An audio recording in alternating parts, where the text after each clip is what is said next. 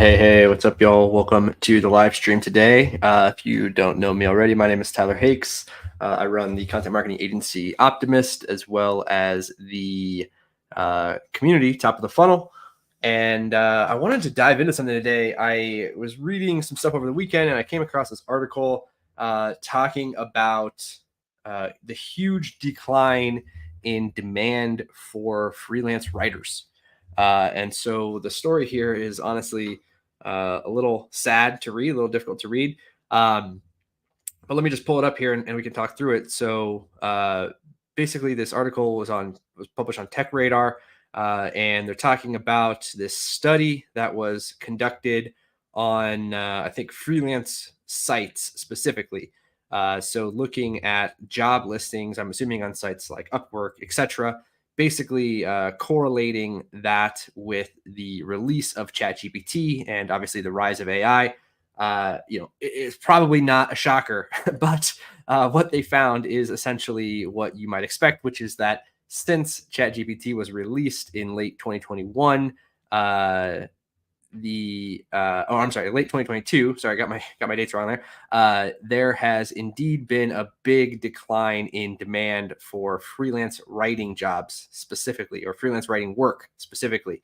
And so in their study, they saw a demand for both writing and coding. That's another interesting thing to keep in mind here, is that it's not just writers who are being impacted by this. Also, coding jobs declined by 21%, so almost a quarter. We saw almost a quarter, 25% drop in demand for these roles. Again, it's not only these jobs. There was, also a big drop in things like data entry, social media production, image generation. A lot of the sort of creative and administrative types of roles that we've seen people experimenting or using AI to do the most. Unsurprisingly, those are generally the most impacted roles here. So I want to just share this actual study here. So let me just open it up. So it looks like this study was sort of conducted in late 2023 and then updated here in the last couple of months. Basically, the study was conducted by Harvard Business School and some other folks from some business colleges and economic researchers. And so, again, I just want to clarify that this is, sort of a real scientific study. I haven't, dug all the way into it, but you can definitely see this is a real study that's been, published and cited, etc. And so, yeah, it's again sort of shocking, if not obvious. I want to talk in a moment about some ideas, some things that I think are really important to keep in mind right now as a freelance writer. Some things that you can do to kind of combat this. One thing that I did, I was curious to see, kind of what the trend looks like, and so I did pull this up in Google Trends. Obviously, this is not a scientific study by any means, but you can certainly see here that according to Google data, there is a decline in interest or in queries related to people searching for freelance writers. That could be, including data for people searching for freelance writing jobs. There's other, factors that kind of bake into this, but the net that I'm seeing here in this data is, essentially between April 2022 and kind of where we're at now in June, roughly a 50% decline in interest in people searching for queries related to freelance writers. Obviously, not most people, probably the majority of people who are hiring freelance writers don't go out and Google freelance writer, but I think there's some data here to kind of corroborate the other study and sort of back that up. So anyway, I realize that's sort of doom and gloom, but I want to talk a little bit about like what this actually means in context and sort of what you might be thinking about right now as a freelance writer. So let me just pull up a doc here. I don't know. It's probably the easiest way to kind of talk through this. I don't have a deck or anything prepared. But yeah, so as a freelance writer, how do you sort of deal with this? The reality is, we're sort of facing these macroeconomic headwinds. There's sort of a decline in demand for these specific skills. Obviously, that means that it's harder to get work, but you still need to pay the bills, etc. So what should you be thinking about? The first thing I just want to point out is that you know, you're not alone in this. I think that's a thing that maybe a lot of people, kind of feel very isolated, especially as a freelancer. You tend to work individually and by yourself, and that kind of thing. You're not really deeply part of a team a lot of times as a freelancer, and so it feels very isolating. And so often, what I think ends up happening is that you feel that your experience is very unique to you. Maybe you're doing something wrong. Maybe your writing's not as good. Whatever it is, could be happening. That could be leading to you struggling more than you used to get work. And so I think the data here is clear, right? It's not just you. If you're experiencing even over the last few years, if you've been experiencing that things are getting harder and harder, work is maybe a little harder to come by. It's harder to hang on to clients. It's harder to win pitches. All of those things. I think the data again tells us that is not a you problem. That is an industry problem. And so I think the main takeaway there is, aside from just sort of reassuring yourself that it's not just you, I think it's also important that you don't sort of panic, or don't pivot too quickly or too early, or too aggressively. Right? I think a lot of folks get into this situation where, hey, it's getting harder and harder. I'm not able to find work. I'm not able to bring in the clients that I used to. That means I got to change everything up. I got to do something completely different, go in a totally different direction. And I think that's where folks sort of get into trouble. Now, obviously, I think there are some things that you can and should do to continue to evolve your skills and help you navigate this time and this process. But don't hit the eject button too quickly is, I guess, my main takeaway there. By the way, before I get much further, I do want to give a quick shout out to our folks over in the Tofu community. If you're not already a member there, check it out. Actually, this is our old website. Let me pull up our brand new website, which is jointofu.co. That's our free community for content marketers, writers, freelancers, entrepreneurs. We've got almost 3,500 now. I keep wanting to say 2,500, but we're almost at 3,500 members now. If you're not already a member there, pop in. Would love to have you. It's 100% free. And yeah, you can. There's work opportunities available in the community, as well as questions, people having discussions, sharing their experiences, getting feedback. Just a lot of great stuff there. So I just want to give a shout out to our little group over there. Let's get back to our list here. So number one, you're not alone. Number two, I think more than ever, it's important right now to have some kind of specialization or specialism, as the Brits might call it. Now, there's a lot of debates out there about should you niche down? How specific do you need to niche down? Now, I don't think that you need to be a freelance email copywriter for the supplement industry who only writes on Tuesdays.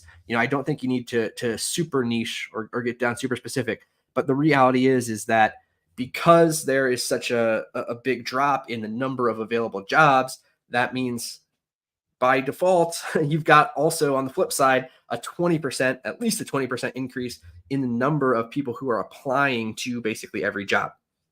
And so what that means is that it's very hard. It's harder or more difficult for you as an individual to stand out if you're applying to a job along with 100 or 1,000 other writers out there, and your jobs and your profiles, your resumes, whatever it is that you're submitting, all just say freelance writer.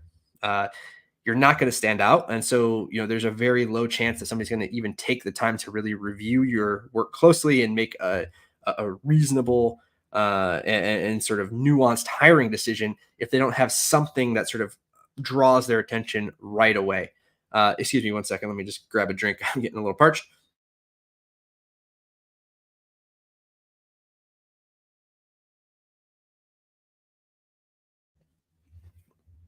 And so one of the key ways that you stand out, right? And just for context here, again, if you're not familiar with me, I've hired hundreds, maybe even thousands of writers at this point in my career.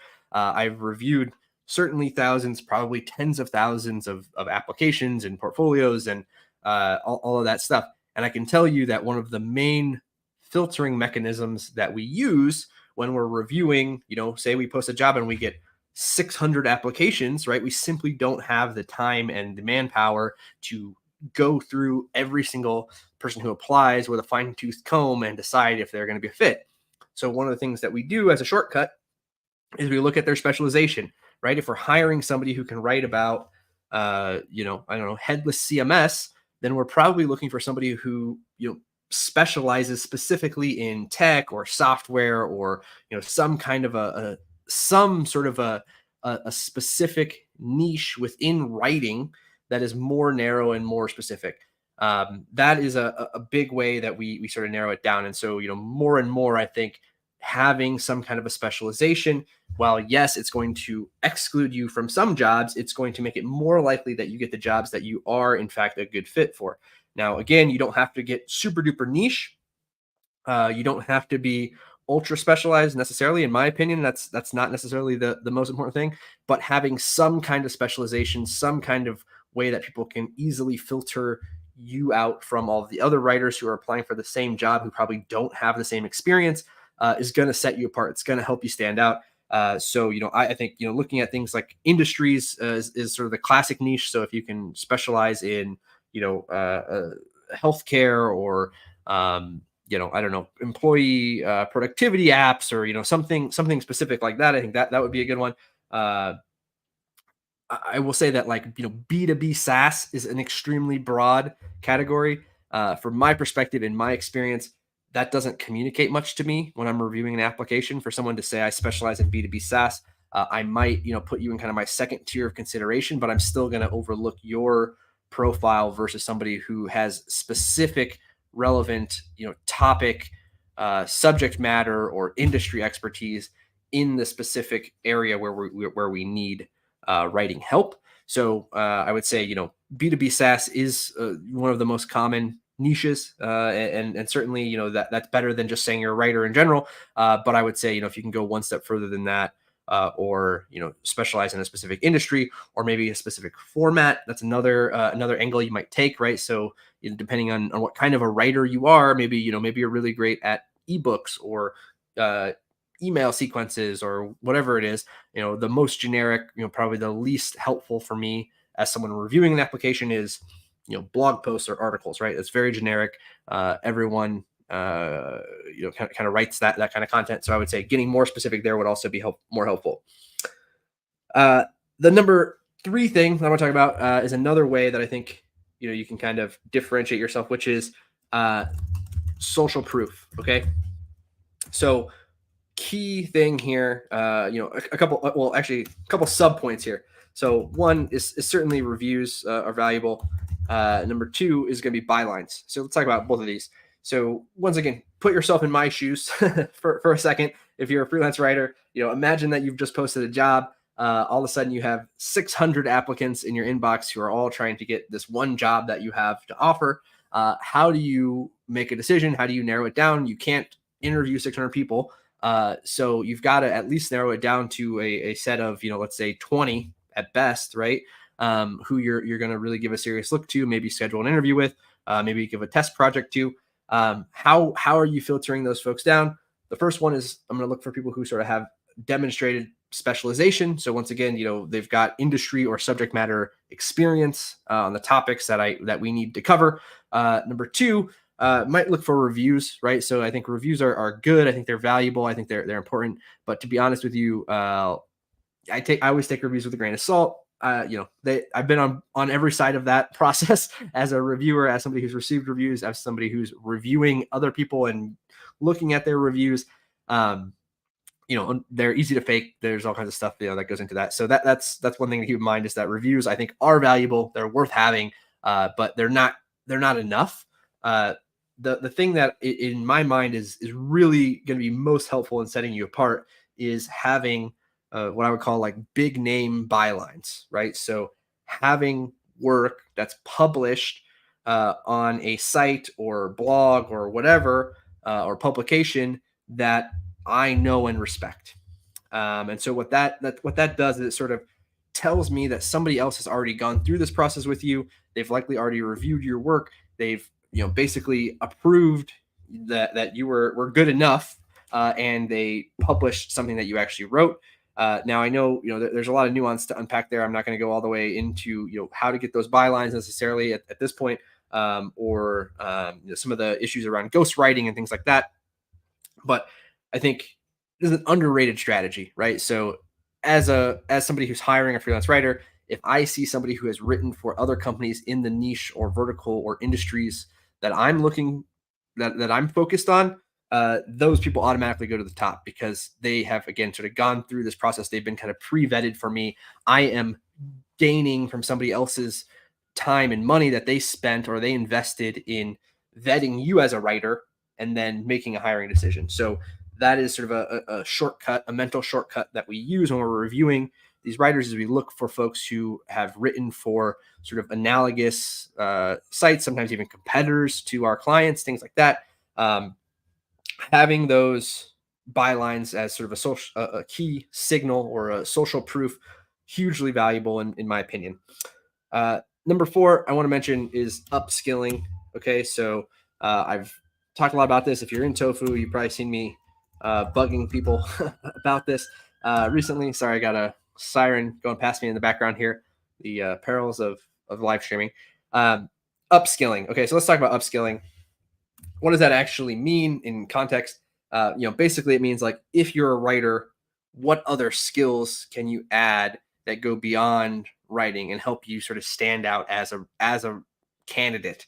Okay, and there's a couple things that I want to talk about here. So really, there are sort of two paths. One is uh, what we're called packaged services, and the other is sort of like moving up market, right? So let's actually talk about the second one first. Let me just rearrange this so it's not confusing. So moving up market means like, hey, look, I am sick of fighting with a bunch of other writers. I'm gonna learn something else. I'm gonna learn a new skill.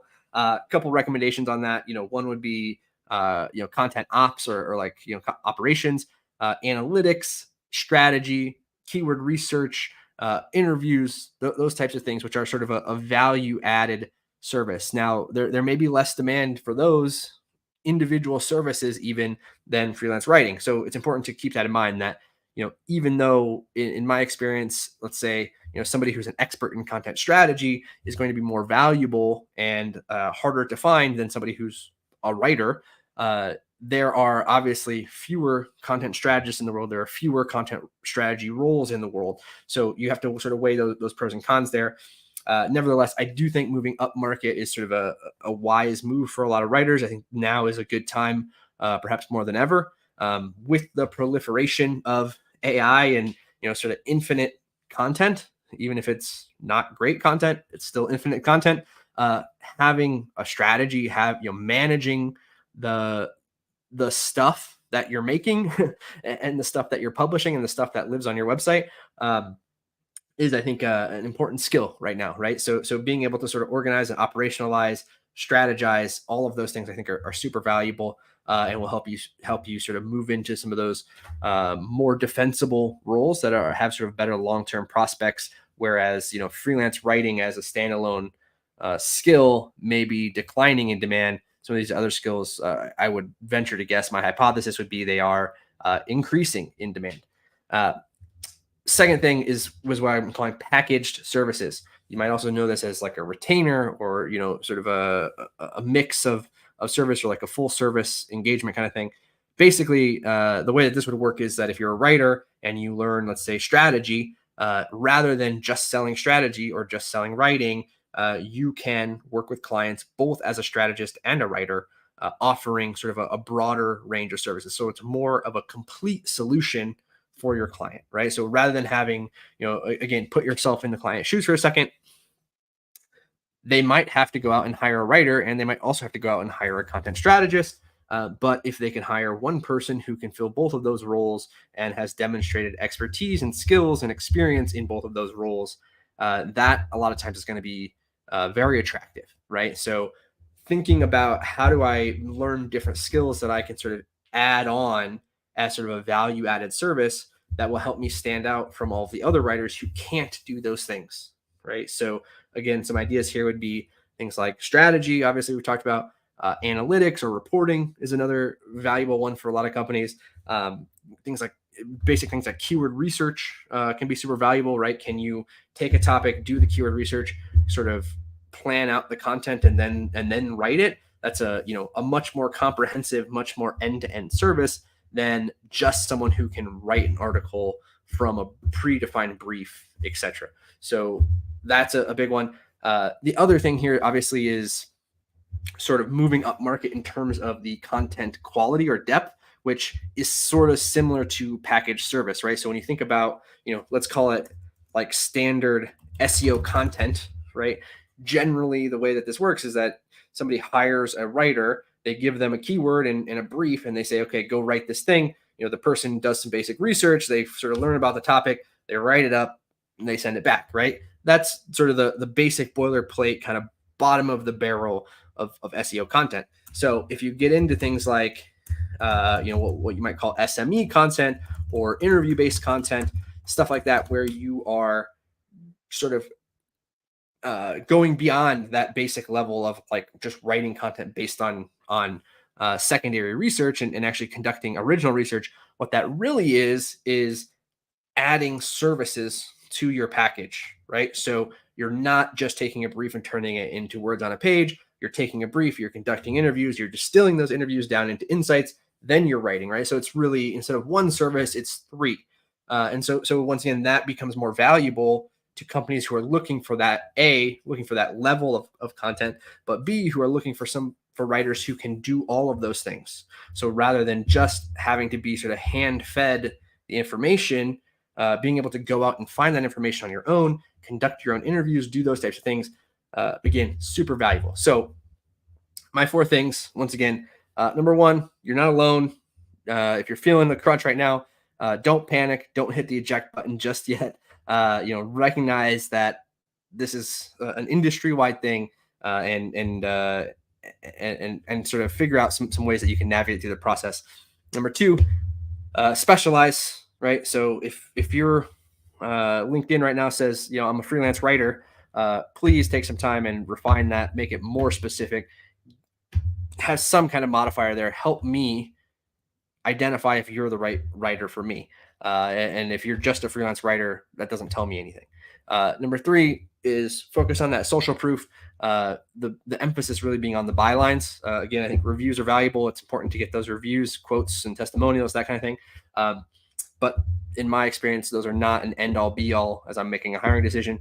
The byline is sort of a classic shortcut. Again, I think underrated strategy for quickly identifying yourself as an ideal candidate, right? If you've written for relevant sites and publications that I know and respect, that's much more likely to put you on my radar than someone who just says they write about a specific topic.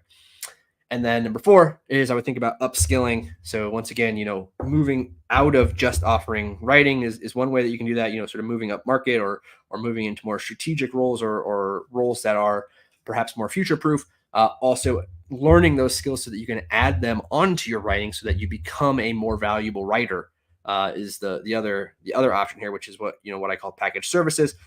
So offering those more complex projects beyond just sort of the basic SEO content or the basic blog post, if you will, that almost anyone with an internet connection can learn how to write. So those are my thoughts. Once again, just want to say thanks for taking the time. If you're not already a member of Join Tofu, or if you're not already a member of Tofu, then pop on over to jointofu.co. Thanks for joining me for this quick live stream. Hope it was valuable. And don't keep your head up if you're struggling out there. Again, you're not alone. And wish you the best of luck. Cheers.